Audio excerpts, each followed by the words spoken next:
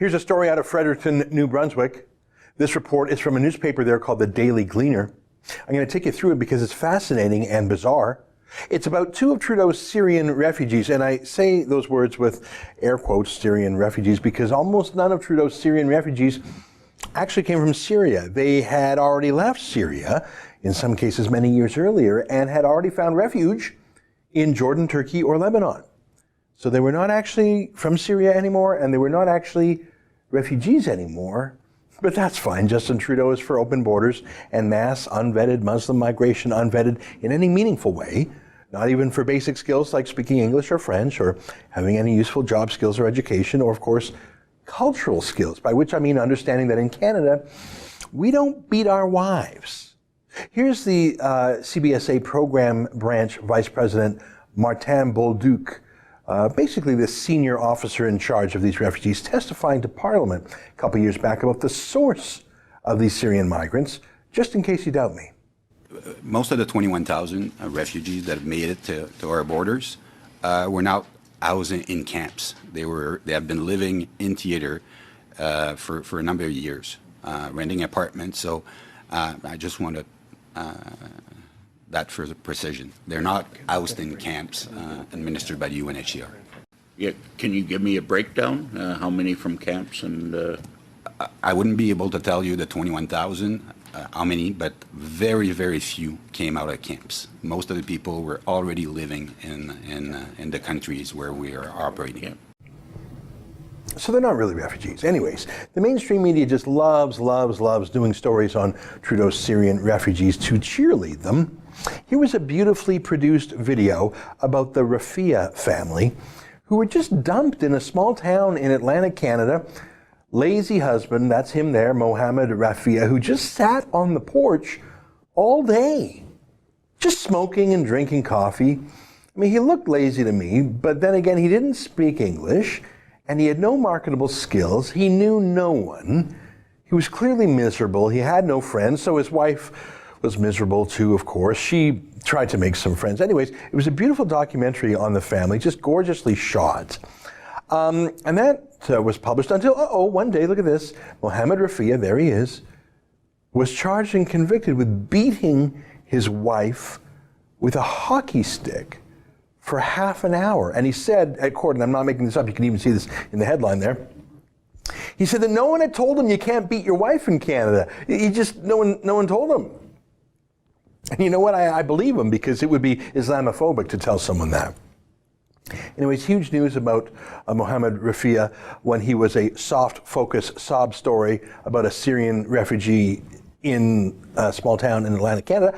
Not a lot of coverage when it was revealed that he beat his wife with a hockey stick for half an hour and it was covered in blood. Yeah, that's not what hockey sticks are for. They're for hockey. I don't know if anyone told you that when you came to Canada. Anyways, well, today's news out of New Brunswick is worse.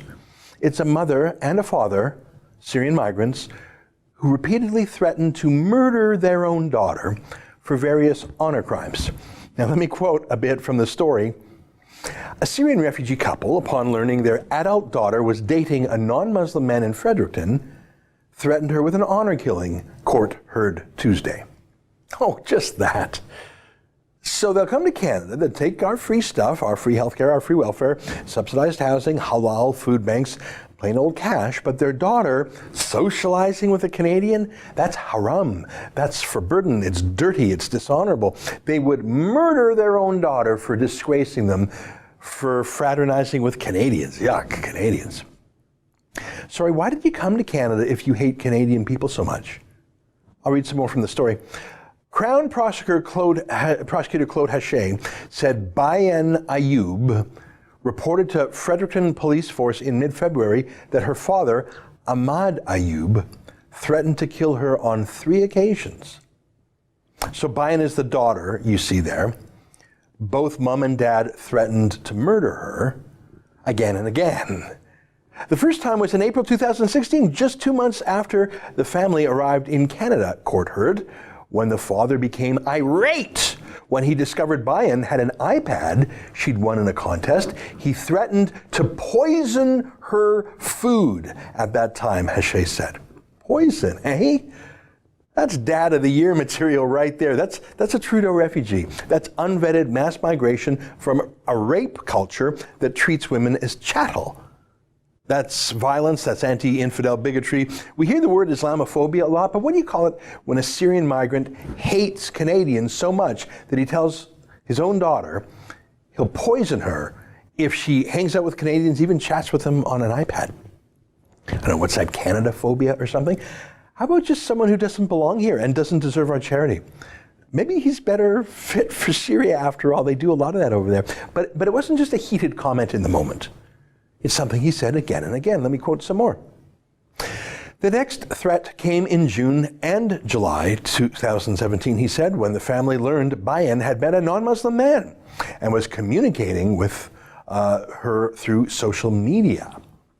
Ahmad Ayub told his daughter, for his own dignity, it would be better to slaughter her than to let her be in such a relationship, the prosecutor said. Yeah, sweet daughter, I'm doing this for you, I'm doing this for me, I'm doing this for our family. I'm going to murder you because it's better to, quote, slaughter you than to have you be seen with a Canadian man. That's how ISIS does it, by the way. They slaughter their victims, a knife to the throat. So is this thug a refugee from ISIS, or is he a perpetrator? Does Justin Trudeau even know or care? So it started back in 2016 as soon as they came here, and he kept going with the murder threats. Here's an incident from this year, 2018, just a few months ago. Let me quote. The victim also told police her father threatened her on February 13, 2018, when he saw she was receiving messages on her smartphone. Court heard, telling her he'd kill her if the messages were from people she'd worked with during a placement at the local food bank. So this girl, I mean, she's an adult, I'll call her a girl because she's a daughter. So this young woman is actually doing something positive, getting out of the house, helping others at a food bank. Seems nice enough. And her putrid father threatens to murder her. Okay, last quote from the story. This is about the mother who was helping the father. What kind of mother would collude in the murder or the threatened murder of her own daughter? How does that murderous instinct trump the maternal instinct? That's honor violence in a rape culture, which is where this thuggish family was imported from. They would kill their own daughter, and the mother would help. Let me quote. Prosecutor Haché said, Bayan Ayub subsequently told police her father, Fatin Ayub, called her February 27th to tell police she'd lied about the allegations she'd made about her father, that she was crazy, and to admit herself to hospital. Her mother said if she didn't do it, she would be killed. The prosecutor said Fatin Ayub made the threat in 2 calls, court heard, the second of which was recorded. So it sounds like there was more than 3 threats after all. It sounds like at least 4, maybe more. How many other young Muslim women are threatened by their own parents to recant complaints about abuse to police, whose own parents, whose own mothers call their victimized daughters liars when they reach for help? Well, we know that's exactly what happened in the case of the Shafia family, a quadruple homicide of 3 girls and one of the 2 polygamous wives by these murderers here. So what's the sentence? What's the sentence for this wonderful family in Fredericton? Well, nothing. None. They walked out of court that day, that minute they walked out of court free. They were in pretrial custody for 71 days. I acknowledge that.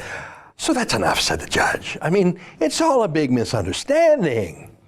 They literally walked out of court that day. Haché said the court, he asked, let me quote, Haché asked the court to impose 100-day jail terms for both offenders, but since they'd already served 71 days in custody, that means they'd already served their time once the customary remand credit is factored in. So the prosecutor himself only asked for 100 days, which of course would have meant much less after statutory release and parole and all that. 100 days for repeatedly threatening to murder your own daughter and threatening her not to talk to police.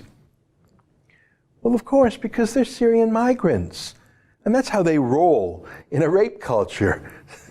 And you Squaresville Canadians have to get with it. Here's one of the defense lawyers telling New Brunswickers that it's all just a little misunderstanding, like beating your wife with a hockey stick. I mean, they just didn't know. Let me quote.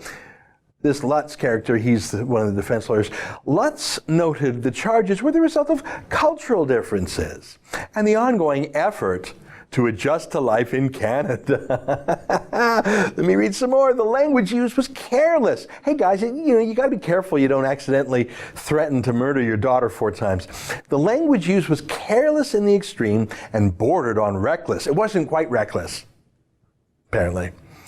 He told the court, noting, Syrians have a different way of speaking with one another than the customs in Canada. A Syrian could tell someone, I'll stab you, Lutz said, but they don't mean it. Come on, guys, they don't mean it. Don't be so negative. Rain on the parade. It's such a vibrant, diverse culture. They force their women to cover up, or else they condemn them as whores. They condemn local Canadians as dirty. Don't date them. But God, it's just a slip of the tongue. They don't mean it. Here's my favorite line from the story. The atmosphere outside the courtroom following the sentencing was celebratory as family members and friends embraced the couple. You guys are the best. You're the best. Celebratory. They're thrilled and they're laughing at our non-justice system. This is the grossest story I've seen all year. But other than the New Brunswick Daily Gleaner, from which this story comes, and its sister newspaper in Moncton, I have not seen this story anywhere in Canada. Have you? And by the way, you can't even find the story online. I had to subscribe to the paywall of the Daily Gleaner because it was behind a paywall. You can't get this on the internet. Try Googling it. You won't find it. I wonder if that's on purpose, because there's a lot of other stuff that's on the internet for free by the same company. But the court hearing was public. The verdict was public. It was obviously an important and newsworthy case.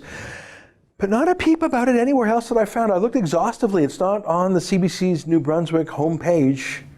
I searched the entire CBC website. You can see the result here if you type in the words. It's not there, at least when I searched it, which was a day after the ruling. Canada's state broadcaster is choosing not to report the story. All the other media are choosing not to report the story. They're choosing to unreport it, to disreport it, to anti-report it.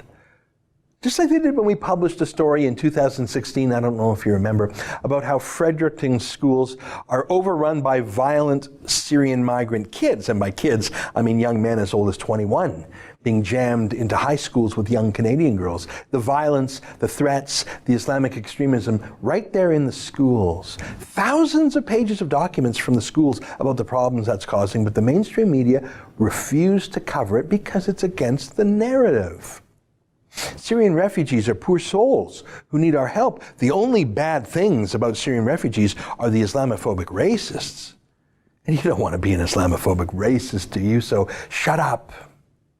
Honor violence, wife beating, threatening daughters, calling Canadians dirty and unclean, 90% unemployment rate 2 years later, no English or French skills, beating a woman for half an hour with a hockey stick bloody. That's all off the media agenda. It's a miracle that the Daily Gleaner even covered it at all. I'm surprised, really, but like I say, they hid it behind the paywall. Say, if this is what they grudgingly cover, how many stories, how many bad, awful stories are there that aren't covered at all? That's an excerpt from my daily TV show, The Ezra Levant Show. Normally it's behind a paywall, but I thought you'd like this video, so we put it on YouTube. If you want to subscribe to watch the daily show every day, including always 2 interviews a day, and I read my hate mail, just click on this screen and become a premium member.